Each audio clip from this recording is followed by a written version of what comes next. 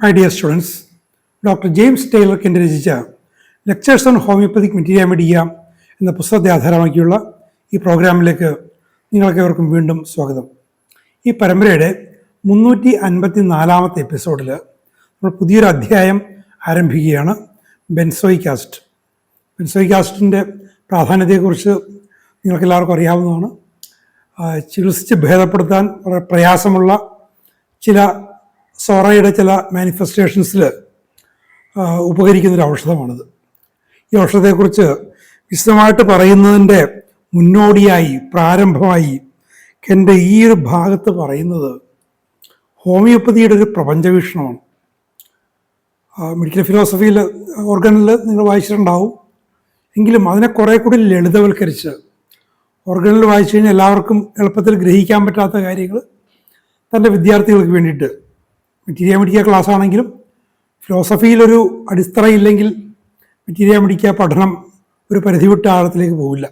അത് മനസ്സിലാക്കിക്കൊണ്ട് അദ്ദേഹം മനുഷ്യവംശത്തിലെ അല്ലെങ്കിൽ ജീവിവംശത്തിലെ രോഗാവസ്ഥകളും പ്രകൃതിയിൽ കാണുന്ന രോഗജനകമായ വസ്തുക്കൾ, വിഷവസ്തുക്കൾ, അവയുടെ രോഗജനക വീര്യവും തമ്മിലുള്ള ബന്ധത്തിൻ്റെ ഒരു പ്രധാനപ്പെട്ടൊരു ഘടകം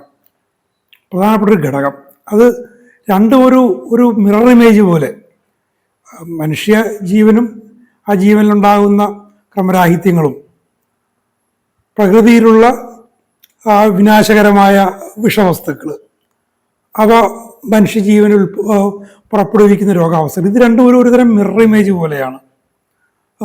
രണ്ടും രണ്ട് മണ്ഡലങ്ങളിലായി നിലനിൽക്കുന്നുണ്ട്.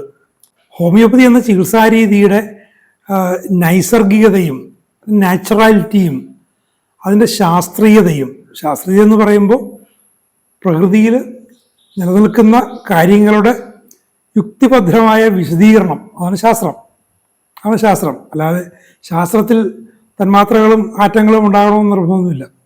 പ്രകൃതിയിൽ നിലനിൽക്കുന്ന കാര്യങ്ങൾ, വസ്തുതകൾ, ഫാക്ട്സ്, അതിന് കൊടുക്കുന്ന വളരെ റീസണബിളായിട്ടുള്ള യുക്തിഭദ്രമായിട്ടുള്ള വിശദീകരണം, ആ ഒരു വിശദീകരണം പ്രകൃതിയും മനുഷ്യനും തമ്മിലുള്ള ബന്ധം, അല്ലെങ്കിൽ ജീവനില്ലാത്ത വസ്തുക്കൾ അവയും ജീവനും തമ്മിലുള്ള പാരസ്പര്യം, അതിനെക്കുറിച്ചുള്ള ആ ഒരു ഹോമിയോപ്പതിക് പ്രപഞ്ചവീക്ഷണത്തിൻ്റെ ഒരു വിശദീകരണമാണ് കെൻ്റെ ഈ ഭാഗത്ത് തരുന്നത്. അത് പറഞ്ഞുകൊണ്ടാണ് കെൻ്റെ ബെൻസോയിക് ആസിഡിലേക്ക് പ്രവേശിക്കുന്നത്.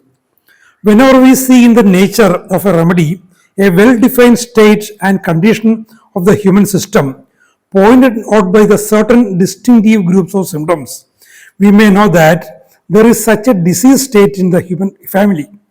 അതായത് ഒരു ഔഷധത്തിൻ്റെ പ്രകൃതത്തിൽ ഔഷധത്തിൻ്റെ പ്രകൃതം എന്ന് പറയുന്നത് ആരോഗ്യവാന്മാരിൽ, വളരെ സെൻസിറ്റീവായ ആളുകളിൽ വളരെ നേർപ്പിച്ച അവസ്ഥയിലും രോഗലക്ഷണങ്ങൾ പ്രകടിപ്പിക്കാൻ കഴിവുള്ള വസ്തു, അതാണ് റെമഡി. ആ റെമഡിയുടെ പ്രകൃതം. ആ പ്രകൃതം നോക്കുമ്പോൾ അതിൽ മനുഷ്യവംശത്തിൽ പൊതുവെ കാണപ്പെട്ടു പോരുന്ന രോഗാവസ്ഥകളിൽ ഒന്നിൽ കാണുന്ന ലക്ഷണങ്ങളുടെ ആ ഒരു കൂട്ടായ്മയിലേക്ക് ഇത് വിരൽ ചൂണ്ടും. ആ പാരസ്പര്യം. They have not the power to create by themselves any disease state, except there is first such a state in the economy of the human race to be aroused. അപ്പോൾ ആഴ്സനിക്ക്, ഈ ഹോമിയോപ്പതി വിമർശിക്കുന്നവരൊക്കെ അതിൻ്റെ അറിവില്ലായ്മ കൊണ്ട് ശരിക്കും അവർ മനസ്സിലാക്കാത്തത് കൊണ്ട് അവർക്ക് സംഭവിക്കുന്നൊരു അബദ്ധമാണ്. നാളെ ഹാർപ്പിക്ക് വെച്ച് ഒരു പ്രധാന മുൻ ഹോമിയോപ്പതിക് ഡോക്ടർ നടത്തിയൊരു പരീക്ഷണവും ബഹളമൊക്കെ ഉണ്ടായിരുന്നു. അപ്പോൾ അതിൽ ഞാനൊരു കമൻ്റ് ഇട്ടോടുകൂടി പിന്നെ ആളത്ര അവകാശവാദം നിർത്തുകയും ചെയ്തു. അപ്പോൾ ഹാർപ്പിക്ക് അല്ലെങ്കിൽ ഒരു വിഷവസ്തു ആഴ്സനിക്ക് തന്നെ എടുക്കുക. ആ ആഴ്സനിക്ക് നമ്മൾ അതേപടി ഔഷധങ്ങൾ ഉപയോഗിക്കുന്നില്ല. അത് വീര്യവൽക്കരിച്ച് നേർപ്പിച്ച് പൊട്ടൻസിയേഷൻ എന്ന് പറയുന്ന സവിശേഷമായ പ്രക്രിയയിലൂടെ കടത്തിവിടുമ്പോൾ അങ്ങനെ ഉണ്ടാകുന്ന ഒരു ഉൽപ്പന്നം എന്ന് തന്നെ വെക്കുക. ആ ഉൽപ്പന്നത്തിന് ഒരു മനുഷ്യന് കൊടുത്തു കഴിഞ്ഞാൽ അതിന് തനതായ ഒരു വീര്യമില്ല. ആ വ്യക്തിയിൽ ഒരു രോഗാവസ്ഥ ഉണ്ടാക്കാനുള്ള തനതായ വളരെ അബ്സല്യൂട്ടായിട്ടുള്ള ഒരു കഴിവില്ല. പക്ഷെ ആ കഴിവുണ്ടാകുന്നത് എപ്പോഴാണ്? അത് ഉണ്ടാക്കാൻ സാധ്യതയുള്ള ലക്ഷണസഞ്ചയത്തിന് സമാനമായ ഒരു അവസ്ഥ, ഒരു ഡിസീസ്ഡ് കണ്ടീഷൻ മനുഷ്യകുലത്തിൽ നിലനിൽക്കുന്നുണ്ട് എങ്കിൽ മാത്രം. ആഴ്സനിക് ആൽബം പ്രൂവ് ചെയ്യുമ്പോൾ അത് പ്രൂവ് ചെയ്യാൻ സാധിക്കുന്നത്, അല്ലെങ്കിൽ സൾഫർ അത് പ്രൂവ് ചെയ്യാൻ സാധിക്കുന്നത്, സൾഫർ ഉണ്ടാക്കുന്ന അല്ലെങ്കിൽ ആഴ്സനിക് ആൽബം ഉണ്ടാക്കുന്ന ആ രോഗാവസ്ഥ, അതിൻ്റെ ലക്ഷണ സഞ്ചയം, ടോട്ടാലിറ്റി, അതുപോലത്തെ ഒരു അവസ്ഥ അതിന് മുൻപ് തന്നെ, സമൂലഹരിമാനിത് കൊണ്ടുവരുന്നതിന് മുൻപ് തന്നെ മനുഷ്യകുലത്തിൽ നിലനിൽക്കുന്നുണ്ട്. ആ നിലനിൽക്കുന്നതുകൊണ്ട് അതിനെ ഒന്ന് ഉത്തേജിപ്പിച്ച് പുറത്തു കൊണ്ടുവരലിൽ മാത്രമാണ് ഈ പ്രൂവിങ്ങിൽ നടക്കുന്നത്. അതുകൊണ്ട് തന്നെയാണ് ആ ലക്ഷണങ്ങൾ പ്രകടിപ്പിക്കുന്ന ആ രോഗിയെ അത് സുഖപ്പെടുത്തുന്നത്. അവിടെയാണ് എൻ്റെ കാര്യം. അല്ലാതെ കുറച്ച് ഹാർപ്പിക്ക് കൊണ്ടുവന്നിട്ട് ഒരു ഡെമോൺസ്ട്രേഷൻ നടത്തി പറഞ്ഞിട്ട് കാര്യമില്ല. അത് നേർപ്പിച്ച അവസ്ഥയിൽ, ക്രൂഡായിട്ടുള്ള അവസ്ഥയിൽ വിഷം തന്നെയാണ്. പാമ്പ് കൊത്തിയാൽ, നാജ, ക്രോട്ടാലസ്, ഇതൊക്കെ പാമ്പ് വിഷം, തലസ്വയം മരിക്കും. പക്ഷേ അത് നേർപ്പിച്ച അവസ്ഥയിൽ, അത് സാധാരണഗതിയിൽ കെമിസ്ട്രിയുടെ നിയമങ്ങളനുസരിച്ച്, ജീവശാസ്ത്ര നിയമങ്ങളനുസരിച്ച് അത് നിർവീര്യമായ, അതുകൊണ്ട് യാതൊരു എഫക്റ്റീവില്ലാത്തൊരവസ്ഥയിൽ ഒരു ഹൈപ്പർ സെൻസിറ്റീവ് ആയിട്ടുള്ള ആളിൽ അത് ലക്ഷണങ്ങൾ പുറപ്പെടുവിക്കാൻ കാരണം ആ വ്യക്തി ഉൾപ്പെടുന്ന മനുഷ്യകുലത്തിൽ അങ്ങനത്തെ ആ ലക്ഷണസഞ്ചയത്തിന് സമാനമായ അവസ്ഥകൾ നിലനിൽക്കുന്നുണ്ട്.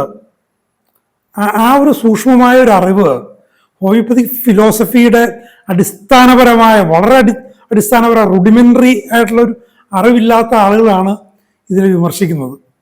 ഒരു ഒരു രാസവസ്തുവിൻ്റെ, ഒരു വിഷത്തിൻ്റെ തന്നെ അതിൻ്റെ ക്രൂഡായിട്ടുള്ള അവസ്ഥയിലുള്ള പ്രയോഗവും അത് പൊട്ടൻസിയേഷൻ വിധേയമാക്കി ഒരു തന്മാത്ര പോലും, അല്ലെങ്കിൽ ഒരു പുതിയ രീതിയിലാണെങ്കിൽ ഒരു നാനോ പാർട്ടിക്കിൾ പോലും ഇല്ലാത്ത ഒരു സാഹചര്യത്തിൽ, നാനോ പാർട്ടിക്കിൾ എന്ന് പറഞ്ഞാൽ ഞാൻ ഒരു ഫിസിക്സ് പഠിച്ചാകുന്നതിൽ പൂർണ്ണ ഉത്തരവാദിത്വം കൂടിയാണ് ആ വാക്ക് ഉപയോഗിക്കുന്നത്.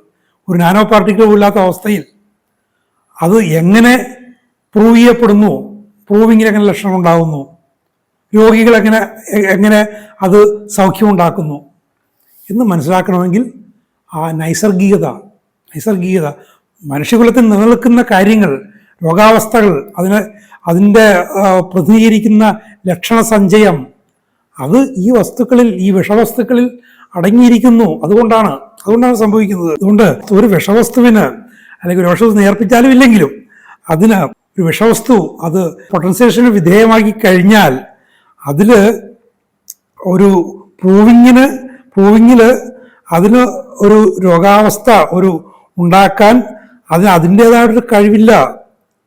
ദേ have not the power to create by themselves. അതിൻ്റെതായ ഒരു കഴിവില്ല. കഴിവുണ്ടാകുന്ന എപ്പോഴാണ്? മനുഷ്യകുലത്തിൽ അതിന് സമാനമായ ഒരു രോഗാവസ്ഥ നിലനിൽക്കുന്നത് കൊണ്ടാണ്. അതാണ് അതിൻ്റെ പ്രധാനപ്പെട്ട കാര്യം. They simply call up in a single individual something that the individual has. ആ വാക്ക് has, ആ വ്യക്തി, ഇപ്പോൾ സൾഫർ പ്രൂവ് ചെയ്യുന്ന ഒരു വ്യക്തി, ആ വ്യക്തി ഉൾക്കൊള്ളുന്ന മാനവ സമൂഹത്തിൽ സൾഫറിൻ്റെതായിട്ടുള്ള ഒരു ലക്ഷണസഞ്ചയം നിലനിൽക്കുന്നുണ്ട്, സോറയുടേതായിട്ടുള്ള ലക്ഷണം നിലനിൽക്കുന്നുണ്ട്. ഇനി ഒരു രോഗി, ഈ ഇൻഡിവിജ്വൽ എന്ന് പറഞ്ഞ രോഗിയാണെന്ന് നോക്കട്ടെ, ആ രോഗി ആഴ്സനിക് ആൽബം, ആ രോഗിക്ക് ആഴ്സനിക് ആൽബത്തിൻ്റെ ഒരു ഹയർ പൊട്ടൻസി 30 ഒരു തന്മാത്ര പോലുമില്ലാത്ത കെമിക്കലി ഇനോർട്ടായിട്ടുള്ള ഒരു ഡോസ് കൊടുക്കുമ്പോൾ അത് പ്രവർത്തിക്കുന്നത് എന്തുകൊണ്ടാണ്? ആ വ്യക്തിയിൽ അതിന് സമാനമായിട്ടുള്ള ഒരു അവസ്ഥ ഉള്ളത് കൊണ്ടാണ്. സിംപ്ലി കോളപ്പ്, ആ വ്യക്തിയിലെ ആ അവസ്ഥയെ ഒന്ന് ഉണർത്തുകയാണ് ചെയ്യുന്നത്. ഉണർത്തുക മാത്രം, സിംപ്ലി കോളപ്പ്. ആഴ്സനിക്കത്തിൻ്റെ ലക്ഷണങ്ങളൊരു രോഗിയിൽ ആഴ്സനിക്കത്തിൻ്റെ ഒരു ഡോസ് 30 200 എണ്ണം വന്നില്ലായിക്കോട്ടെ, ഒരു ഡോസ് അഗ്രിവേഷൻ ഉണ്ടാക്കുന്നതും സബ്സിക്വൻ്റ്ലി ഹീലിംഗ് ഉണ്ടാക്കുന്നതും കൊണ്ടാണ്. അത് നിലനിൽക്കുന്നതിനെ ഒന്ന് കോളപ്പ്, അതിനെ ഒന്ന് ഉണർത്തുന്നതുകൊണ്ട് മാത്രമാണ്. And that something belong to the human race. മാനവരാശിയിലും അങ്ങനത്തെ ഒരു അവസ്ഥ നിലനിൽക്കുന്നുണ്ട്. ആ മാനവരാശിയിലെ ഒരു വ്യക്തിയിലും അതുണ്ട്. അതുകൊണ്ടാണ് സംഭവിക്കുന്നത്. And so whenever we see a disease state in the remedy, we know that it exists it exist, അത് നിലനിൽക്കുന്നു. In correspondence to something in the human race. നിങ്ങളൊരു പുതിയൊരു ഔഷധം നിങ്ങൾ ഇൻട്രൊഡ്യൂസ് ചെയ്യുന്നു, ഒരു വിഷവസ്തു കണ്ടെത്തി, അല്ലെങ്കിൽ എന്തെങ്കിലും ഒരു കെമിക്കലോ അല്ലെങ്കിൽ ഒരു ഹെർബോ ഒരു മിനറലോ എന്തെങ്കിലും ആയിക്കോട്ടെ, അത് കണ്ടെത്തി അത് ഇൻട്രൊഡ്യൂസ് ചെയ്യുമ്പോൾ നിങ്ങൾക്കത് പ്രൂവ് ചെയ്യാൻ പറ്റുന്നുണ്ട്. ഒരു ഹൈപ്പർ സെൻസിറ്റീവ് പേഷ്യൻറ്റിൽ അത് പ്രൂവ് ചെയ്യാൻ പറ്റുന്നുണ്ട് എങ്കിൽ ഒരു കാര്യം മനസ്സിലാക്കി കൊടുക്കുക, അതിന് കറസ്പോണ്ടിങ് ആയിട്ടുള്ള something in the human race, അത് കറസ്പോണ്ടിങ് ആയിട്ടുള്ള ഒരവസ്ഥ എക്സിസ്റ്റ്, അത് നിലനിൽക്കുന്നുണ്ട്.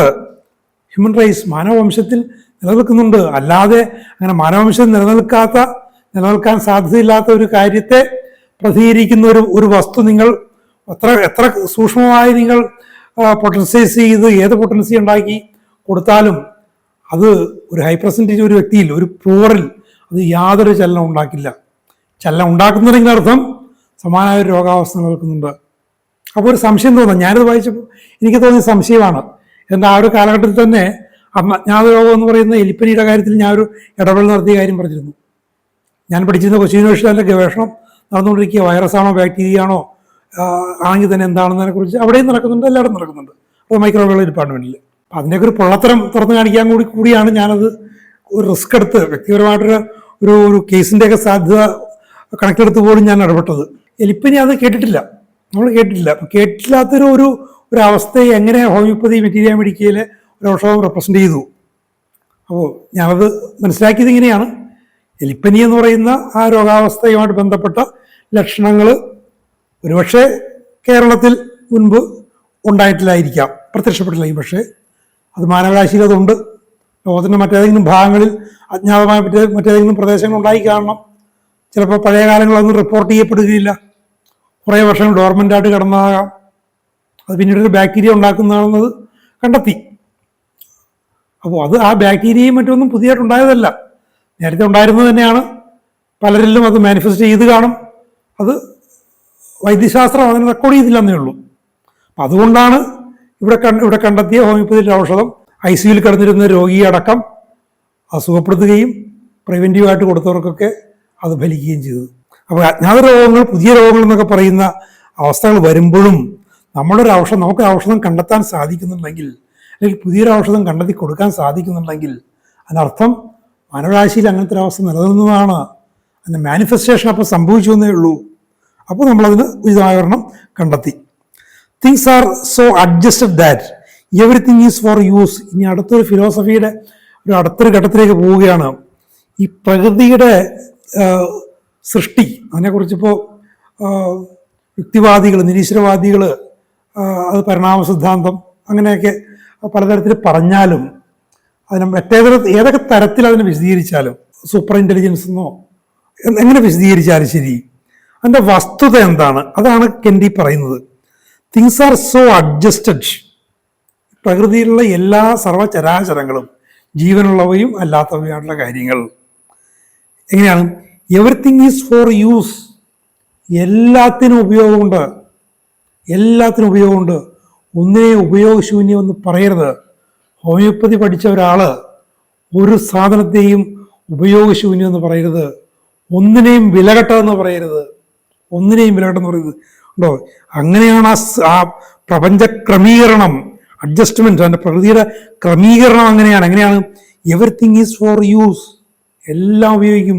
മണൽത്തരി, നമ്മൾ ചവിട്ടി നടക്കുന്ന മണൽത്തരിയല്ലേ സൈലീഷ്യ, വളരെ ഉയർന്ന പൊട്ടൻസിയിൽ കൃത്യമായ ഇൻഡിക്കേറ്റർ ഒരു കേസിൽ വൺസ് ഇൻ എ ലൈഫ് എന്നാണ് പറയുന്നത്. ഞാൻ എവിടെയും വായിച്ചിട്ടുണ്ടത്. Once in a life. നമ്മൾ ചവിട്ടി നടക്കുന്ന മണൽത്തരി അതിന് ഉപയോഗശൂന്യമെന്ന് പറഞ്ഞിട്ട് കാര്യമുണ്ടോ? ഇന്നിപ്പോൾ കെട്ടിട നിർമ്മാണ പ്രവൃത്തിക്ക് ഉപയോഗമുണ്ടെന്ന് ചിലപ്പോൾ പറയുമായിരിക്കും. There may be conditions in the human race that we as yet no remedy for. അപ്പോൾ ഇനി മറ്റൊരു കാര്യം പറയും. ഇപ്പം ഞാൻ നേരത്തെ പറഞ്ഞ കാര്യം, നമുക്ക് ഒരു ഔഷധം ഇല്ലാത്ത രോഗാവസ്ഥകൾ, ലക്ഷണങ്ങളുടെ കൂട്ടായ്മകൾ, മാനസികവും ശാരീരികവും ഒക്കെ ആയ ലക്ഷണ കൂട്ടായ്മകൾ നമ്മൾ ഇനിയും അറിഞ്ഞിട്ടില്ല. മെഡിക്കൽ റെക്കോർഡ്സിലേക്ക് കയറിയിട്ടില്ല. ഗവേഷകരുടെയും റിപ്പോർട്ടർമാരുടെയും പ്രാക്ടീഷണർമാരുടെയും പൊതുജനത്തിൻ്റെയും ശ്രദ്ധയിലേക്ക് എത്തിയിട്ടില്ല. എത്താത്ത കാര്യങ്ങൾ പലതും ഉണ്ടാകാം. ഇപ്പോൾ കുറേ വർഷങ്ങൾക്ക് മുമ്പ് നിപ്പ എന്ന് പറഞ്ഞു വന്നു. അത് കേട്ടിട്ടില്ലായിരുന്നു. ഇബോള വന്ന കാലം ഞാൻ ഓർക്കുന്നുണ്ട്. അന്ന് ഉഗാണ്ടയിൽ ഒരു സാമൂഹ്യ പ്രവർത്തകനായിട്ടുള്ള എൻ്റെ ഒരു സുഹൃത്തുണ്ടായിരുന്നു. അന്ന് ഇബോളയ്ക്ക് പറ്റിയ ഒരു ഔഷധം ബാബുച്ചേട്ടൻ പ്രിവെൻറ്റീവായിട്ട് കൊടുക്കാൻ പറ്റിയത് കണ്ടെത്തിയിട്ട് പറഞ്ഞ് അദ്ദേഹത്തിന് പക്ഷേ അത് സംഘടിപ്പിക്കാൻ പറ്റിയില്ല. പുതിയ പലതും വരും, ഇനിയും വരും. അപ്പോൾ അങ്ങനെയൊക്കെ ഉള്ള അവസ്ഥകൾ ഉണ്ടാകാം. അത് പക്ഷേ മാനവവംശത്തിൻ്റെ അവസ്ഥകളിൽ അങ്ങനത്തെ സാഹചര്യങ്ങളുണ്ട്. പക്ഷേ നമുക്കതിൻ്റെ ഔഷധങ്ങൾ നമുക്ക് നിലവിലില്ല. ഈ ഒരു രോഗാവസ്ഥ, ഒരു ലക്ഷണങ്ങളുടെ ഒരു കൂട്ടായ്മ മനുഷ്യരിൽ എവിടെയെങ്കിലും പ്രത്യക്ഷപ്പെടുകയും നമ്മളുടെ മെറ്റീരിയ മെഡിക്കയിൽ അതിന് തക്കതായ ഒരു ഔഷധം കണ്ടെത്താൻ പറ്റാവുകയും ചെയ്താൽ അതൊരു സാധ്യതയാണ്, അതൊരു വെല്ലുവിളിയാണ്. മാനവവംശത്തിൽ അങ്ങനത്തെ ഒരു രോഗാവസ്ഥ നിലനിൽക്കുന്നുണ്ടെങ്കിൽ അതിന് കറസ്പോണ്ടിങ് ആയിട്ടുള്ള ഒരു വസ്തു ഈ പ്രകൃതിയിലുണ്ട്. കാരണം അങ്ങനെയാണ് പ്രകൃതിയെ ക്രമീകരിച്ച് വെച്ചിരിക്കുന്നത്. എല്ലാ ഉപയോഗത്തിനു വേണ്ടി എല്ലാത്തിനും പ്രതിവിധികളുണ്ട്. അത് കണ്ടെത്തുക എന്നുള്ള വെല്ലുവിളിയാണ് ഹോമിയോപാത്തിൻ്റെ മുന്നിലുള്ളത്. We see certain groups of peculiar symptoms frequently repeat themselves and we know they are representative of a state of economy, but up to this day we may not have seen in the materia medica their counterparts. ഇനി മാനവവംശത്തിൽ ചില ലക്ഷണങ്ങളുടെ കൂട്ടായ്മ, അതായത് രോഗാവസ്ഥ, അത് നിലനിൽക്കുന്നുണ്ട്, human എക്കോണമിയിലുണ്ട്. പക്ഷേ ഇന്ന് വരെ അതിന് കറസ്പോണ്ടിങ് ആയിട്ടുള്ള ഔഷധം നമ്മളുടെ മെറ്റീരിയ മെഡിക്കയിൽ ഇല്ല. അങ്ങനത്തെ അവസ്ഥ ഇതിപ്പോൾ 1.5 നൂറ്റാണ്ട് മുമ്പ് കണ്ടു പറഞ്ഞ കാര്യമാണ്. In medicines we have the exact counterpart for the disease of the human race. അപ്പോൾ ഔഷധങ്ങളിൽ നമുക്കുള്ളത് മാനവവംശത്തിലുള്ള രോഗാവസ്ഥകളുടെ തനിപ്പകർപ്പ്, മിറർ ഇമേജ് ആണുള്ളത്. ഇമേജ് എന്ന് പറയുന്നത് അത് വിർച്വലാണ്. നമ്മളുടെ ഔഷധങ്ങളും നേരത്തിൽ വിർച്വലല്ലേ. അതിലും ഇപ്പോൾ ആധുനിക ശാസ്ത്രം എന്ന് പറയുന്നവരുടെ കാഴ്ചപ്പാടിൽ ഒന്നുമില്ലല്ലോ, യാതൊരു കണികകളും മോളിക്യൂൾസും ഒന്നുമില്ലല്ലോ. മിറർ ഇമേജുമാണ്, ഒരു വിർച്വലാണത്. പക്ഷേ that is there, that will act. ഇനിയാണ് എൻ്റെ ബെൻസോയിക് ആസിഡിലേക്ക് വരുന്നത്. Now this remedy has a state and condition that is sometimes called the gouty constitution.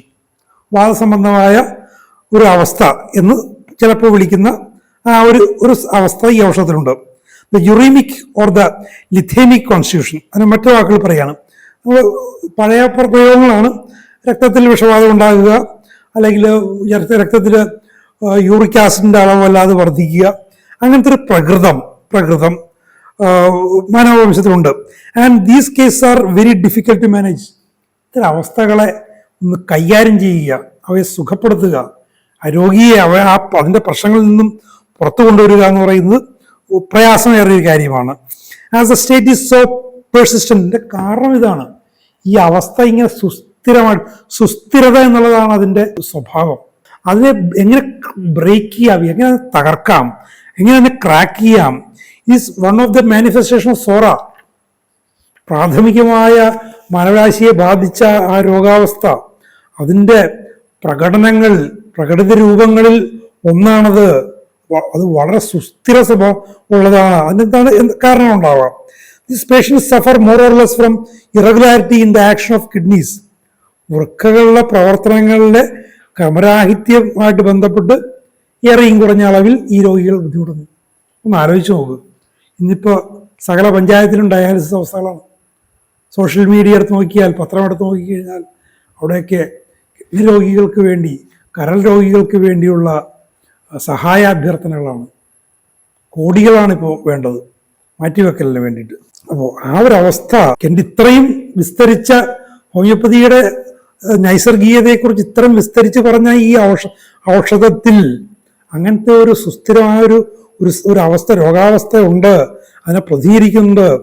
വൃക്കകളിൽ ക്രമരാഹിത്യം ഉണ്ടാകുന്നൊരവസ്ഥ. Sometimes the urine is candy.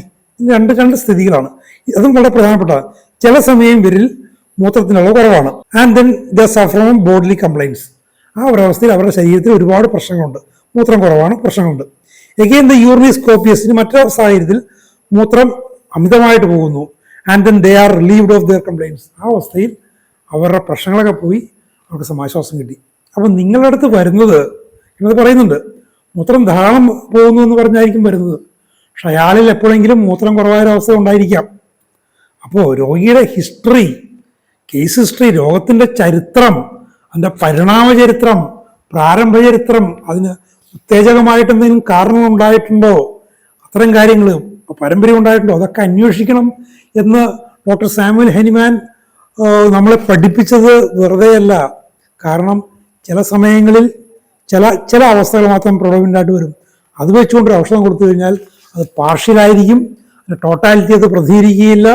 അതുകൊണ്ട് സപ്രഷനെ സംഭവിക്കുകയുള്ളൂ, അല്ലെങ്കിൽ താൽക്കാലിക ശാന്തി മാത്രമേ സംഭവിക്കുകയുള്ളൂ. They are subject to rheumatic attacks and pains in the joints. അവർക്ക് വാദസമുദായ പ്രശ്നങ്ങളുണ്ട്, സന്ധികൾ വേദനയുണ്ട്, showing the gouty constitution. And then they have relief when the urine is copious. അവർക്ക് മൂത്രം ധാരാളം പോകുമ്പോൾ അവർക്ക് ആശ്വാസം കിട്ടുന്നു. And heavily laden with deposit. ഈ മൂത്രത്തിൽ നിറയെ അവശിഷ്ടങ്ങളാണ്, മൂത്രം എടുത്തു കഴിഞ്ഞാൽ പലതും അടിയും. But on comes an attack when they have more or less urine. ഇനി ഒരു പ്രശ്നം വരുന്നു, അപ്പോൾ അവർക്ക് മൂത്രം പോകൽ കൂടുതലോ കുറവാകാം. But it is light in specific gravity. ആദ്യം പറഞ്ഞു ലാഡൻ വിത്ത് ഡെപ്പോസിറ്റ്സ്, അതിൽ പല അവശിഷ്ടങ്ങൾ അതിലുണ്ട്. പക്ഷെ ഇപ്പോൾ മൂത്രം കൂടുതലെന്നോ കുറവെന്നോ പറയാനും ചിലപ്പോൾ കൂടുതലാകാം, ചിലപ്പോൾ കുറവാകാം.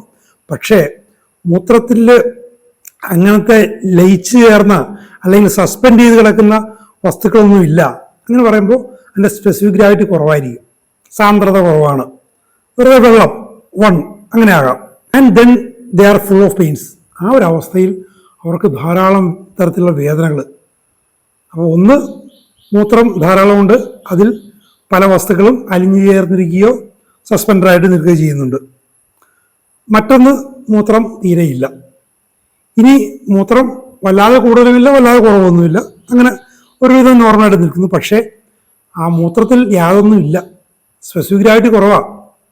മൂത്രത്തിന് വെറുതെ പച്ചവെള്ളമാണ്, വെറുതെ വെള്ളം പോകുന്നു. അപ്പം മൂത്രം ഒരു മാലിന്യ നിർമ്മാർജ്ജന പ്രക്രിയയാണല്ലോ, അപ്പം അവിടെ നടക്കുന്നില്ല എന്നാണ് അതിൻ്റെ അർത്ഥം. അതുകൊണ്ടാണ് സ്പെസിഫിക് ഗ്രാവിറ്റി കുറവെന്ന് പറയുന്നത്. And then they are full of pains. ആ ഒരു അവസ്ഥയിൽ ആ രോഗികൾക്ക് പലതരം വേദനകളാണ്. In that way they fluctuate. ഇങ്ങനെ ഈ മൂന്ന് തരത്തിലും രോഗാവസ്ഥകൾ അങ്ങനെ അങ്ങോട്ടും ഇങ്ങോട്ടും ചാഞ്ചാടിക്കൊണ്ടിരിക്കുന്നു.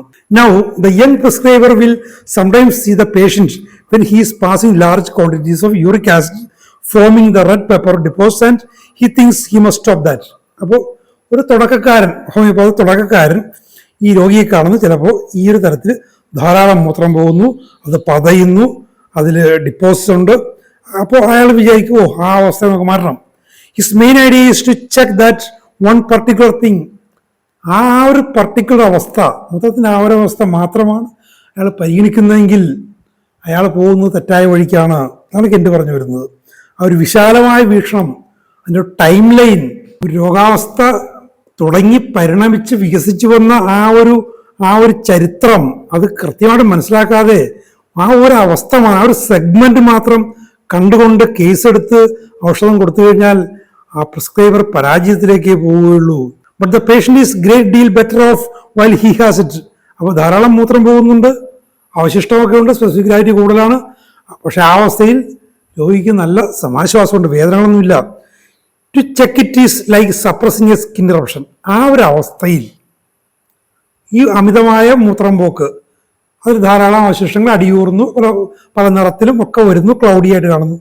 അതിനെ സപ്രസ് ചെയ്യുന്നത്, അല്ലെങ്കിൽ അതിന് മാത്രം എടുത്തുകൊണ്ട്, ആ ചെറിയ ലിമിറ്റഡ് ഗ്രൂപ്പ് ഓഫ് സിംപ്റ്റംസിനെ മാത്രം എടുത്തുകൊണ്ട് ഒരു ഔഷധം കൊടുക്കുമ്പോൾ സപ്രഷൻ സംഭവിക്കും, പാർഷ്യലാണ്. അങ്ങനെ ചെയ്യുന്നത് തൊലിപ്പുറത്തുണ്ടാകുന്ന ഒരു കുരുവിനെ, ഒരു പഴുപ്പിനെ നിങ്ങൾ ഓയിൻമെൻറ്റോ മറ്റോ കൊടുത്ത് സപ്രസ് ചെയ്യുന്നതിന് സമാനമാണ്. Or restraining any other manifestation of disease. രോഗാവസ്ഥയുടെ പ്രകടനത്തിൻ്റെ ഏതെങ്കിലും രൂപങ്ങളെ നിങ്ങൾ തടയുന്നതിന് തുല്യമാണത്. ചുരുക്കി പറഞ്ഞാൽ ടോട്ടാലിറ്റി എന്ന് പറയുന്നതിൻ്റെ കാര്യത്തിൽ ഒരു വിശാല വീക്ഷണം വേണം. തൽക്കാലം കാണുന്ന ഒരു അവസ്ഥയെ മാത്രം കണ്ട് ടോട്ടാലിറ്റിയായിട്ട് അതിനെ പരിഗണിച്ചാൽ, അങ്ങനെ ഒരു ഔഷധത്തിൻ്റെ തിരഞ്ഞെടുപ്പിലേക്ക് പോയാൽ അത് സപ്രഷനാണ്, രോഗലക്ഷണങ്ങളെ അടിച്ചമർത്തുന്നതിന് തുല്യമാണ്, രോഗിയുടെ സ്ഥിതി കൂടുതൽ മോശമാകും. It will be noticed as one of the foremost things in this remedies manifestations that it has strong smelling urine. അപ്പോൾ ഈ ഔഷധത്തിൻ്റെ ബെൻസോയിക് ആസിഡിൻ്റെ ലക്ഷണങ്ങൾ പ്രകടിപ്പിക്കുന്നവയിൽ, അതിൻ്റെ മാനിഫെസ്റ്റേഷനിലെ ഏറ്റവും ശക്തമായ ഘടകങ്ങളിലൊന്ന് അതിൻ്റെ മൂത്രത്തിനുള്ള രൂക്ഷമായ ഗന്ധമാണ്. The urine is pungent. It is sometimes become so strong that its smells like hippuric acid. Hippuric acid, ഈ കുതിരമൂത്രത്തിൻ്റെ മണമെന്ന് പറയില്ലേ, അതിരൂക്ഷമായ ഗന്ധം. And so it is the urine smell strong like that of a horse. ഒരു കുതിരയുടെ മൂത്രം പോലെ തോന്നുന്നു.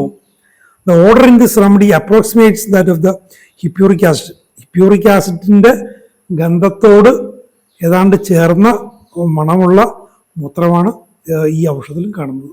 നോക്കുക, മെറ്റീരിയ മെഡിക്ക പ്രൊഫസർ പറയുന്നതാണ്.